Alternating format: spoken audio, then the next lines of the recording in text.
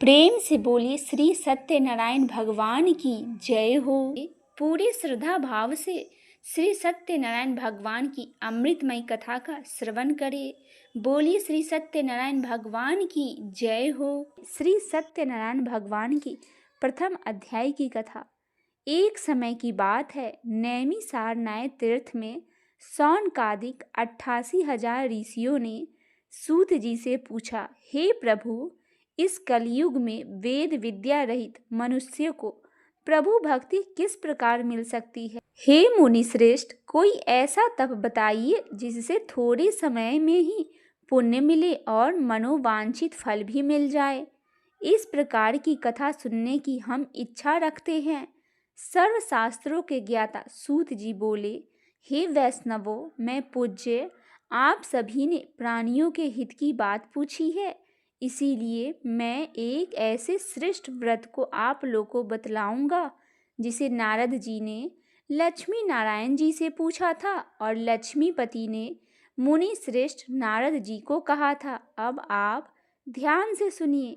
एक समय की बात है, योगी राज नारद जी दूसरों के हित की इच्छा के लिए अनेकों लोकों में घूमते हुए मृत्यु लोक में आ पहुँचे। यहाँ उन्होंने अनेक योनियों में जन्मे प्रायः सभी मनुष्य को अपने कर्मों द्वारा अनेक दुखों से पीड़ित देखा। उनका दुख देख नारद जी सोचने लगे कि कैसा यत्न किया जाए जिसके करने से निश्चित रूप से मानव के दुखों का अंत हो जाए। इसी विचार पर मनन करते हुए वह विष्णु लोक में गए।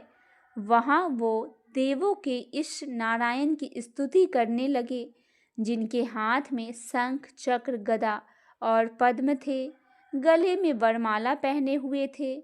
स्तुति करते हुए नारद जी बोले, हे भगवान, आप अत्यंत शक्ति से संपन्न हैं। मन तथा वाणी भी आपको नहीं पा सकती है। आपका आदि मध्य तथा अंत नहीं है। निर्गुण स्वरूप सृष्टि के कारण भक्तों के दुख को दूर करने वाले हैं। आपको मेरा नमस्कार है। नारद जी की स्तुति सुन विष्णु भगवान बोले, हे मुनि श्रेष्ठ, आपके मन में क्या बात है? आप किस काम के लिए पधारे हैं, उसे निसंकोच कहिए। इस पर नारद जी बोले, मृत्यु लोक में अनेक योनियों में जन्मे मनुष्य अपने कर्मों के द्वारा अनेकों दुखों से दुखी हो रहे हैं। हे नाथ, आप मुझ पर दया रखते हैं तो बतलाइए कि वो मनुष्य थोड़े प्रयास से ही अपने दुखों से छुटकारा कैसे पा सकते हैं। फिर श्री हरि बोले, हे नारद, मनुष्यों की भलाई के लिए तुमने बहुत अच्छी बात पूछी है। जिसके करने से मनुष्य मोह से छूट जाता है, वह बात मैं कहता हूँ, उसे सुनो। स्वर्ग लोक और मृत्यु लोक दोनों में एक दुर्लभ उत्तम व्रत है जो पुण्य देने वाला है। आज प्रेम बस होकर मैं उसे तुमसे कहता हूँ। श्री सत्यनारायण भगवान का यह व्रत अच्छी तरह से विधान पूर्वक करके मनुष्य तुरंत ही यहाँ सुख भोग कर मरने पर मोक्ष पाता है। श्री हरि के वचन सुन नारद जी बोले कि उस व्रत का फल क्या है और उसका विधान क्या है। यह व्रत किसने किया था? इस व्रत को किस दिन करना चाहिए? सभी कुछ विस्तार से बतलाइए। नारद जी की बात सुनकर श्री हरि बोले, दुख और शोक को दूर करने वाला, यह सभी स्थानों पर विजय दिलाने वाला है। मानवों को भक्ति और श्रद्धा के साथ शाम को श्री सत्यनारायण की पूजा धर्मपरायण होकर ब्राह्मणों और बंधुओं के साथ करनी चाहिए। भक्ति भाव से ही नैवेद्य, केले का फल, घी, दूध और गेहूं का आटा सवाए ले। गेहूं के स्थान पर साठी का आटा, शक्कर तथा गुड़ भी ले सकते हैं। सभी को भक्षण योग पदार्थ को मिलाकर भगवान को भोग लगाए। ब्राह्मणों सहित बंधु बांधवों को भी भोजन कराए। उसके बाद स्वयं भोजन करे। भजन कीर्तन के साथ भगवान की भक्ति में लीन हो जाए। इस तरह से सत्यनारायण भगवान का यह व्रत करने से मनुष्य की सारी इच्छाएं निश्चित रूप से पूरी होती है। इस कली काल अर्थात कलयुग में मृत्यु लोक में मोक्ष का यही एक सरल उपाय बतलाया गया है। श्री सत्यनारायण व्रत कथा का पहला अध्याय संपूर्ण हुआ। बोलिए श्री सत्यनारायण भगवान की जय हो। सत्यनारायण भगवान व्रत कथा का दूसरा अध्याय। सूत जी बोले, हे ऋषियों, जिसने पहले समय में इस व्रत को किया था उसका इतिहास कहता हूँ, ध्यान से सुनो। सुंदर काशीपुरी नगरी में एक अत्यंत निर्धन ब्राह्मण रहता था। भूख प्यास से परेशान वह धरती पर घूमता रहता था। ब्राह्मणों से प्रेम करने वाले भगवान एक दिन ब्राह्मण का वेश धारण कर उसके पास जाकर पूछे, हे विप्र, नित्य दुखी होकर तुम पृथ्वी पर क्यों घूमते हो? दीन ब्राह्मण बोला, मैं निर्धन ब्राह्मण हूँ, भिक्षा के लिए धरती पर घूमता हूँ। हे भगवान, यदि आप इसका कोई उपाय जानते हो तो बताइए। वृद्ध ब्राह्मण कहता है कि सत्यनारायण भगवान मनोवांछित फल देने वाले हैं, इसीलिए तुम उनका पूजन करो। इसे करने से मनुष्य सभी दुखों से मुक्ति को प्राप्त होता है। वृद्ध ब्राह्मण बनकर आए श्री सत्यनारायण भगवान उस निर्धन ब्राह्मण को व्रत का सारा विधान बताकर अंतर ध्यान हो गए। ब्राह्मण मन ही मन सोचने लगा कि जिस व्रत को वृद्ध ब्राह्मण करने को कहा गया है, मैं उसे जरूर करूँगा। यह निश्चय करने के बाद उसे रात में नींद नहीं आई। वह सवेरे उठकर सत्यनारायण भगवान का व्रत का निश्चय कर भिक्षा के लिए चला गया। उस दिन निर्धन ब्राह्मण को भिक्षा में बहुत धन मिला, जिससे उसने बंधु बांधवों के साथ मिलकर श्री सत्यनारायण भगवान का व्रत संपन्न किया। भगवान सत्यनारायण का व्रत संपन्न करने के बाद वह निर्धन ब्राह्मण सभी दुखों से छूट गया और अनेक प्रकार की संपत्तियों से युक्त हो गया। उसी समय से यह ब्राह्मण हर माह इस व्रत को करने लगा। इस तरह से सत्यनारायण भगवान के व्रत को जो मनुष्य करेगा वह सभी प्रकार के पापों से छुटकारा पा मोक्ष को प्राप्त होगा। जो मनुष्य इस व्रत को करेगा वह भी सभी दुखों से मुक्त हो जाएगा। सूत जी बोले कि इस तरह से नारद जी से नारायण जी का कहा हुआ श्री सत्यनारायण व्रत को मैंने तुमसे कहा। हे विप्रो, मैं अब और क्या कहूँ? ऋषि बोले, हे मुनिवर, संसार में उस विप्र से सुनकर और किस किस ने इस व्रत को किया, हम सब इस बात को सुनना चाहते हैं। इसके लिए हमारा मन में बहुत श्रद्धा भाव हो रहा है। सूत जी बोले, हे मुनियों, जिसने इस व्रत को किया है वे सब सुनो। एक समय वही विप्र धन और ऐश्वर्य के अनुसार अपने बंधु बांधवों के साथ इस व्रत को करने को तैयार हुआ। उसी समय एक लकड़ी बेचने वाला बूढ़ा आदमी आया और लकड़ियां बाहर रखकर अंदर ब्राह्मण के घर गया। प्यास से दुखी वह लकड़हारा उनको व्रत करते देख विप्र को नमस्कार कर पूछने लगा कि आप यह क्या कर रहे हैं? तो उन्होंने बतलाया कि व्रत कर रहा हूँ तथा इसे करने से क्या फल मिलेगा, कृपया कर मुझे भी बतलाइए। ब्राह्मण ने कहा कि सभी मनोकामनाओं को पूर्ण करने वाला यह सत्यनारायण भगवान का व्रत है। इनकी कृपा से ही मेरे घर में धन्य धान्य आदि की वृद्धि हुई है। विप्र से सत्यनारायण व्रत के बारे में जानकर लकड़हारा बहुत प्रसन्न हुआ। चना अमृत लेकर वे प्रसाद खाने के बाद वह अपने घर गया। लकड़हारे ने अपने मन में संकल्प किया कि आज लकड़ी बेचने से जो धन मिलेगा उसी से श्री सत्यनारायण भगवान का उत्तम व्रत करूँगा। मन में इस विचार को ले बूढ़ा आदमी सिर पर लकड़ियाँ रखकर उसे नगर में बेचने गया, जहाँ धनी लोग ज़्यादा रहते थे। उस नगर में उसे अपनी लकड़ियों का दाम पहले से 4 गुना अधिक मिलता है। बूढ़ा प्रसन्नता के साथ दाम लेकर केले, शक्कर, घी, दूध, दही और गेहूं का आटा ले और सत्यनारायण भगवान के व्रत की अन्य सामग्रियों को ले अपने घर पहुंचा। वहां उसने अपने बंधु बांधवों को बुलाकर विधि विधान से श्री सत्यनारायण भगवान का पूजन और व्रत किया। इस व्रत के प्रभाव से वह बूढ़ा लकड़हारा धन पुत्र आदि से युक्त हो संसार के समस्त सुख को भोगकर अंतकाल में बैकुंठ धाम को चला गया। श्री सत्यनारायण व्रत कथा का दूसरा अध्याय संपूर्ण हुआ। बोली श्री सत्यनारायण भगवान की जय हो। आइए सुनते हैं सत्यनारायण भगवान व्रत की तीसरा अध्याय। सूत जी बोले, हे श्रेष्ठ मुनियों, अब आगे की कथा कहता हूँ। पहले समय में उल्का मुख नाम का एक बुद्धिमान राजा था। वह सत्य वक्ता और जितेंद्रिय था। प्रतिदिन देव स्थानों पर जाता और निर्धनों को धन देकर उनके कष्ट को दूर करता था। उसकी पत्नी कमल के समान मुख वाली तथा सती साध्वी थी। भद्रशिला नदी के तट पर उन दोनों ने श्री सत्यनारायण भगवान का व्रत किया। उसी समय साधु नाम का एक वैश्य आया। उसके पास व्यापार करने के लिए बहुत सा धन भी था। राजा को व्रत करते देखकर वह विनय के साथ पूछने लगा, हे राजन, भक्ति भाव से पूर्ण होकर आप यह क्या कर रहे हैं? मैं सुनने की इच्छा रखता हूँ, तो आप मुझे बतलाइए। राजा बोला, हे साधु, अपने बंधु बांधवों के साथ पुत्र आदि की प्राप्ति के लिए एक महाशक्तिमान श्री सत्यनारायण भगवान का व्रत का पूजन कर रहा हूँ। राजा के वचन सुन साधु आदर से बोला, हे राजन, मुझे इस व्रत का सारा विधान कहिए। आपके कथनानुसार मैं भी इस व्रत को करूँगा।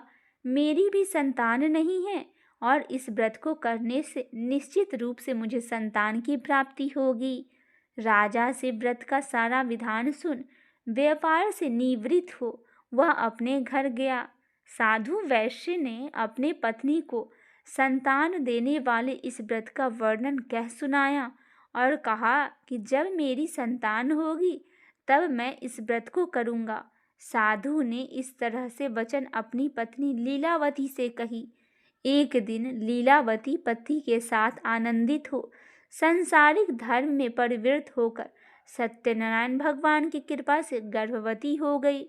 10वें महीने में उसके गर्भ से एक सुंदर कन्या ने जन्म लिया। दिनों दिन वह ऐसे बढ़ने लगी जैसे कि शुक्ल पक्ष का चंद्रमा बढ़ता है। माता पिता ने अपनी कन्या का नाम कलावती रखा। एक दिन लीलावती ने मीठे शब्दों में अपने पति को याद दिलाया कि आपने सत्यनारायण भगवान के जिस व्रत को करने का संकल्प किया था उसे करने का समय आ गया है। आप इस व्रत को करिए। साधु बोला कि हे प्रिय, इस व्रत को मैं उसके विवाह पर करूँगा। इस प्रकार अपनी पत्नी को आश्वासन देकर वह नगर को चला गया। साधु ने एक बार नगर में अपनी कन्या को सखियों के साथ देखा तो तुरंत ही दूत को बुलाया और कहा कि मेरी कन्या के योग्य वर देखकर आओ। साधु की बात सुनकर दूत कंचन नगर में पहुंचा और वहां देखभाल कर लड़की के सुयोग बानिक पुत्र को ले आया। सुयोग लड़के को देख साधु ने बंधु बांधवों को बुलाकर अपनी पुत्री का विवाह करवा दिया। लेकिन दुर्भाग्य की बात यह है कि साधु ने अभी भी श्री सत्यनारायण भगवान का व्रत नहीं किया। इस पर श्री भगवान क्रोधित हो गए और श्राप दिया कि साधु को अत्यधिक दुख मिले। अपने कार्य में कुशल साधु बनिया जमाई को लेकर समुद्र के पास स्थित होकर रत्नार साड़पुर नगर में गया। वहां जाकर दामाद ससुर दोनों मिलकर चंद्रकेतु राजा के नगर में व्यापार करने लगा। एक दिन भगवान सत्यनारायण की माया से एक चोर राजा का धन चुराकर भाग रहा था। उसने राजा के सिपाहियों को अपना पीछा करते हुए देख चुराया हुआ धन वहां रख दिया जहां साधु अपने जमाई के साथ ठहरा हुआ था। राजा के सिपाहियों ने साधु वैश्य के पास राजा का धन पड़ा देखा तो वह ससुर जमाई दोनों को बांधकर प्रसन्नता से राजा के पास ले गए और कहा कि उन दोनों चोरों को हम पकड़ लेकर आए हैं। आप आगे की कार्रवाई की आज्ञा दे। राजा की आज्ञा से उन दोनों को कठिन कारावास में डाला गया और उनका सारा धन भी उनसे छीन लिया गया। श्री सत्यनारायण भगवान से श्राप से साधु की पत्नी भी बहुत दुखी हुई। घर में जो धन रखा था उसे चोर चुरा कर ले गए। शारीरिक तथा मानसिक पीड़ा और भूख प्यास से अति दुखी हो अन्न की चिंता में कलावती के ब्राह्मण के घर गई। वहां उसने श्री सत्यनारायण भगवान का व्रत होते हुए देखा, फिर कथा भी सुनी। वह प्रसाद ग्रहण कर वह रात को घर वापस आई। माता के कलावती से पूछी कि हे पुत्री, अब तक तुम कहाँ थी? तेरे मन में क्या चल रहा है? कलावती ने अपनी माँ से कहा, हे माता, मैंने एक ब्राह्मण के घर में श्री सत्यनारायण भगवान का व्रत होते हुए देखा। कन्या के वचन सुन लीलावती भगवान की पूजन की तैयारी करने लगी। लीलावती ने परिवार और बंधुओं के सहित सत्यनारायण भगवान का पूजन किया और उनसे वर मांगा कि मेरे पति तथा जमाई शीघ्र घर आ जाए। साथ ही यह भी प्रार्थना की कि हम सबका अपराध क्षमा करे। श्री सत्यनारायण भगवान इस व्रत से संतुष्ट हो गए और राजा चंद्रकेतु को सपने में दर्शन दे कहा कि हे राजन, तुम उन दोनों वैश्यों को छोड़ दो। तुमने उनका जो धन लिया है उसे वापस कर दो। अगर ऐसा नहीं किया तो मैं तुम्हारा धन, राज और संतान सभी को नष्ट कर दूंगा। राजा को यह सब कहकर वह अंतर्ध्यान हो गए। प्रातःकाल सभा में राजा ने अपना सपना सुनाया, फिर बोले कि बानिक पुत्रों को कैद से मुक्त कर सभा में ले आओ। दोनों ने आते ही राजा को प्रणाम किया। राजा मीठी बानी में बोले, हे महानुभावों, भाग्यवश ऐसा कठिन दुख तुम्हें प्राप्त हुआ है, लेकिन अब तुम्हें कोई भय नहीं है। ऐसा कह राजा ने उन दोनों को नए वस्त्र आभूषण भी पहनाए और जितना धन लिया था उससे दोगुना धन वापिस कर दिया। दोनों वैश्य अपने घर को चल दिए। श्री सत्यनारायण व्रत कथा का 3रा अध्याय पूर्ण हुआ। बोलिए श्री सत्यनारायण भगवान की जय हो। आइए अब सुनते हैं श्री सत्यनारायण भगवान का 4था अध्याय। सूत जी बोले, हे वैश्य, मंगलाचार कर अपनी यात्रा आरंभ की और अपने नगर की ओर चल दिए। उनके थोड़ी दूर जाने पर एक दंडी वेशधारी श्री सत्यनारायण ने उनसे पूछा, हे साधु, तेरी नाव में क्या है? अभिमानी वानिक हंसता हुआ बोले, हे दंडी, आप क्यों पूछते हो? क्या धन लेने की इच्छा है? मेरे नाव में तो बेल और पत्ते भरे हुए हैं। वैश्य के कठोर वचन सुन भगवान बोले, तुम्हारा वचन सत्य हो।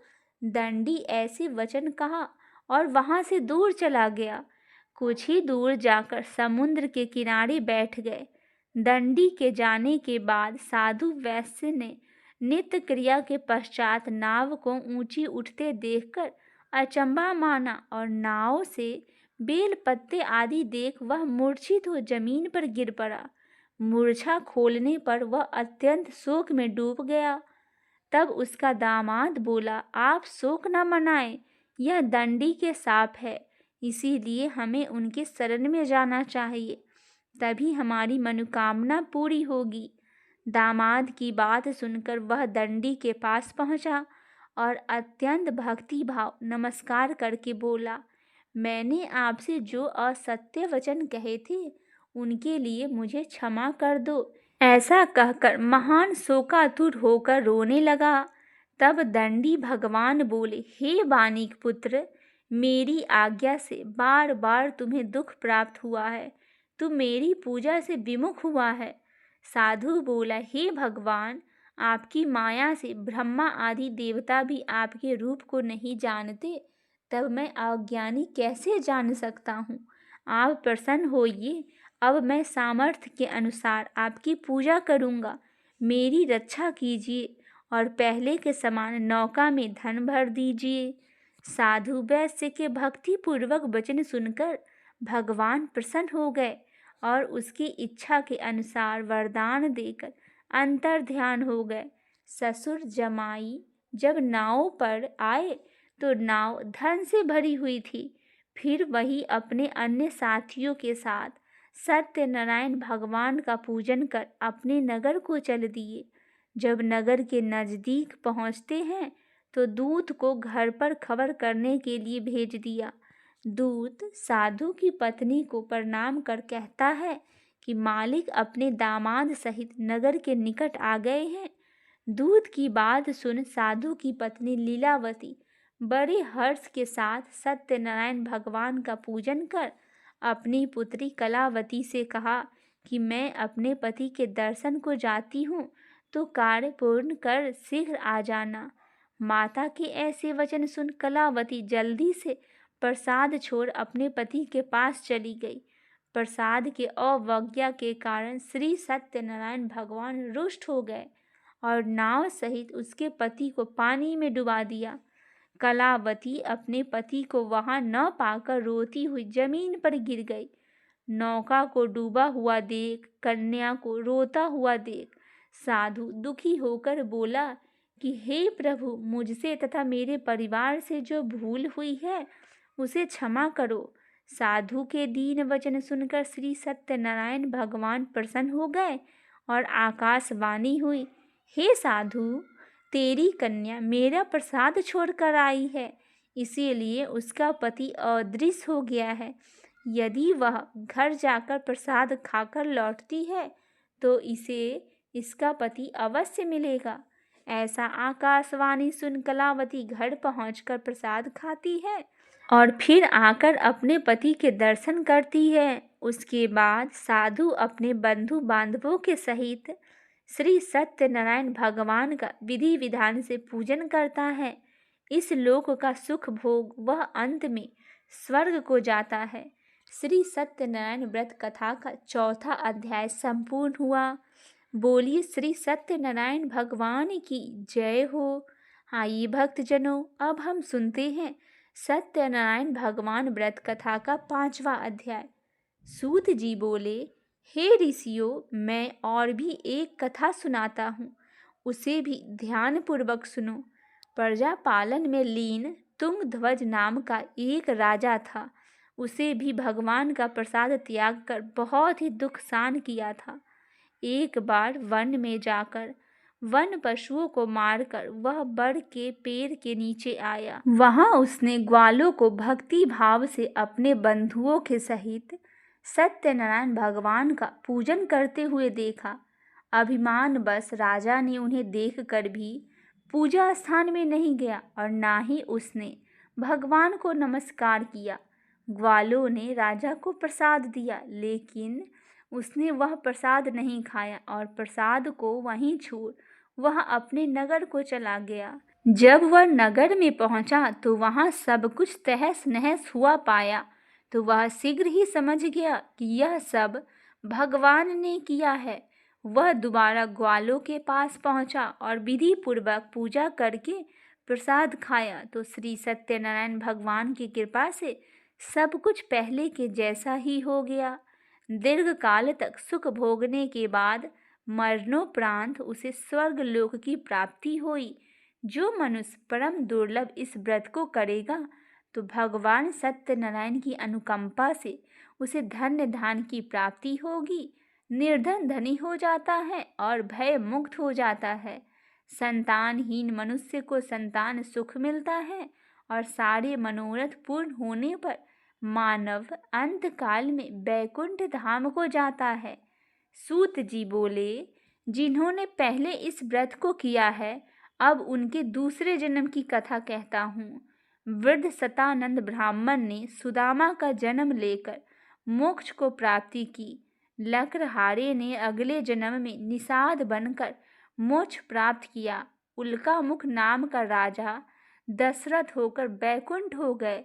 साधु नाम के वैश्य ने मोर ध्वज बनकर अपने पुत्र को आरे से चीरकर मोक्ष पाया। महाराज तुंगध्वज ने स्वयंभू होकर भगवान से भक्ति युक्त हो कर्म कर मोक्ष पाया। श्री सत्यनारायण व्रत कथा का 5वां अध्याय संपूर्ण हुआ। बोलिए श्री सत्यनारायण भगवान की जय हो। आइए सुनते हैं श्री सत्यनारायण भगवान की आरती। ओम जय लक्ष्मी रमना, स्वामी जय लक्ष्मी रमना, सत्यनारायण स्वामी जने पातक हरना। ओम जय लक्ष्मी रमना, स्वामी जय लक्ष्मी रमना, रतन जरित सिंहासन अद्भुत छवि राजे, नारद करत निराजन घंटा ध्वनि बाजे। ओम जय लक्ष्मी रमना, स्वामी जय लक्ष्मी रमना, प्रगट भये कली कारण द्विज को दर्श दियो, बूढ़ा ब्राह्मण बन कर कंचन महल कियो। ओम जय लक्ष्मी रमना, दुर्बल भील कठारो जिन पर कृपा करी, चंद्रचूंड एक राजा तिनकी विपत्ति हरी। ओम जय लक्ष्मी रमना, वैसे मनोरथ पायो सरधा तज दीन्हो, सो भले भोग प्रभु जी फिर स्तुति कीन्ही। ओम जय लक्ष्मी रमना, भक्ति भाव के कारण छिन छिन रूप धरो, श्रद्धा धारण कीनो तिनके काज सरायो। ओम जय लक्ष्मी रमना, ग्वाल बाल संग राजा वन में भक्ति करी, मनोवांछित फल दीन्हो दीन दयाल हरि। ओम जय लक्ष्मी रमना, चढ़त प्रसाद सवायो कदली फल मेवा, धूप दीप तुलसी से राजी सतदेवा। श्री सत्यनारायण जी की आरती जो कोई नर गावे, भक्त दास तन मन से सुख संपत्ति पावे। ओम जय लक्ष्मी रमना, स्वामी जय लक्ष्मी रमना,